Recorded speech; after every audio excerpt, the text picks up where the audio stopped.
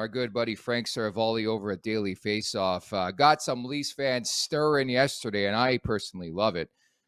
He had Michael Bunting as his number 1 UFA heading into the offseason. What do you make of that, Jay Rosehill? Yeah, I don't think that necessarily means he's the best player available. I just think he's the one that eyeballs are going to be on. I mean, what is he? His AAV is under $1 million this year.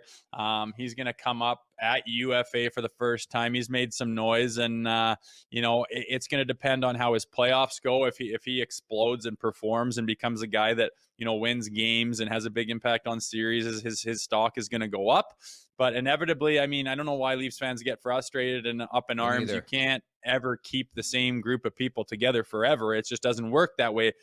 Guys get more valuable than there is cap room, and you're going to have to move on, and you got to think about the team as a whole. But yeah, he's a player that fans have grown pretty fond of, and he's done a good things playing with these big guys and stepped up big time and shown that he can be a big player, and he's going to get paid for it. And whether it's with the Leafs or potentially someone else is going to be a decision for those GMs. But this is just part of hockey, man. This guy might have to move on, and whether the Leafs fans like that or not, you're just not going to keep everyone you like.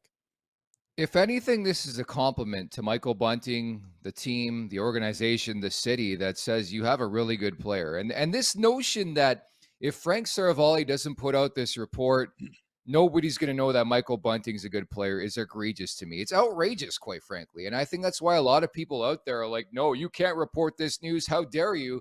Because they think he's like some hidden gem, hidden secret in this league. Like, people know how good Michael Bunting is. And I think on top of that, players like him are tough to find. Like, I don't want to compare him to Tom Wilson, but they're like that crossbreed type player who can be like physical but provide offense, score goals, be a guy in the power play, be a threat pretty much everywhere on the ice. And that's why I think his value will soar as we get closer and closer to free agency. You look at some of the other names available on the board too.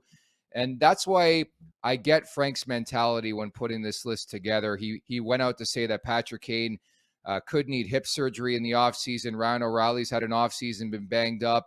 I mean, there's not many lists out there and names out there, but I had no problem with it. Like, I just think the sensitivity is at an all-time high with this fan base because of all the years of losing. They haven't won a playoff round in like 18 years, but I looked at it more as a compliment. And again, this notion that people are not going to know who Michael Bunting is if it's not reported by like the top insider in the game and Frank Seravalli, it's ridiculous to me, Rosie. Yeah, and I mean, you got to look at it from their point of view. I mean, you look at those numbers they were showing from his stats. I mean, he had a big year last year, but what is he doing? He's playing with Austin Matthews, who had an extremely big year last year.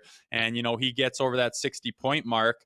And, that looks fantastic. This year, he's up at that 50 again. And he's capable of playing some hockey. But, sometimes guys get their get a little bit worked up about a player when he's playing with one of those generational players and Yeah. they throw massive money at him and then bring him into a different market without that star player. And all of a sudden they're like, well, where is your 80-point season? It's like, well, he was complimented pretty well. And if you need to, double or triple or quadruple a guy's salary, and you think that, a lot of that is due in part to who he's playing with and whatnot, maybe you see, hey, you know what, the value is not quite there for us to get to that number. It doesn't mean you don't value him. Doesn't mean he hasn't done a good job for you. It doesn't mean you wouldn't like to keep him on your roster. But business is business when you're talking about the cap and the contract situation and free agency and UFAs and FAs. And it's just, it's not always easy, and sometimes you got to sift through the sand to figure out where you need to be on a certain guy.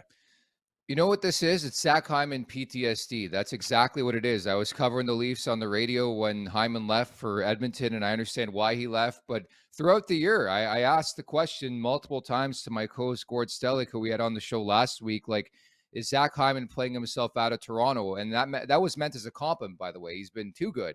And I've asked the same question with Michael Bunting this year. But at the end of the day, I think obviously there's going to be changeover with this team if they can't get past Tampa and do something substantial after that in the Stanley Cup playoffs. So I think it's way too early for people to be freaking out about Michael Bunting, whether he's going to stay, whether he's going to take a hometown discount because he's from Scarborough. Let's just let the playoffs, go and see what happens and play out, and then we can sort of break it down and decipher who they should keep and who they shouldn't